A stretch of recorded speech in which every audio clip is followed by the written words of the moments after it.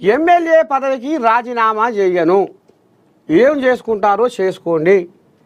Goshamahal MLA Raja Singh party తప్పు చేస్తే ఎదురు తిరుగుతా. ఇక ఇప్పుడు ఈ కోడిలాగా కిషన్ రెడ్డిని పగబట్టింది. ఇక నిన్న మొన్న కూడా మరి ఇక బీజేపీ రాష్ట్ర పెబ్బ రామచంద్రయ్య ఆధ్వర్యంలో కొంత కమిటీ వేసారు. ఇక అందులో పాల్ పతాకము కిషన్ రెడ్డి కోడిలాగలకే ఇచ్చుకున్నారు పదవులు ఎక్కువ శాతము అనేది గుసగుస. ఇప్పుడు ఈ కోడిలాగా అంటే అంటే అదే మాట ముంగడేస్తుంది.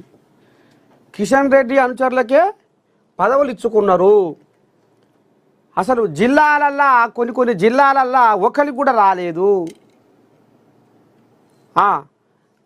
అని ఇక ఇప్పుడు ఇది కిషన్ రెడ్డి మీదకి నీ దండం పెట్టి గోసి బిర్రగా ఎగజెక్కి దునుకుతుంది.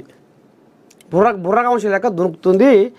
ఇక అప్పుడు బీజేపీ భవన్లో పోయి మరి నేను పార్టీ సభ్యత్వానికి రాజీనామా అది ఇదని ఇక కాగితం రాసిచ్చి అక్కడ పారేసి వచ్చా కదా.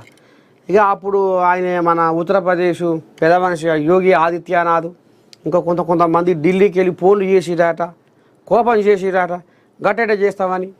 ఇక నాకు అధిష్టానంకి వెళ్ళి మంచి మాట ఉంది, మర్యాద ఉంది, కానీ రాష్ట్రంలోనే వీళ్ళు నన్ను ఓరుస్తలేరు.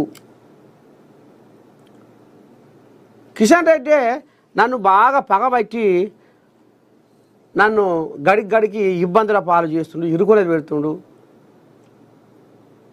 కిషన్ రెడ్డి నీ దమ్మేందో నా దమ్మేందో చూసుకుందాం, ఇద్దరం రాజీనామా చేద్దాం, నీ ఇలాకల నేను నా ఇలాకల నువ్వు చేద్దామా అని సవాలు ఇసురుతుండు గోషామహల్ కోల్లాక.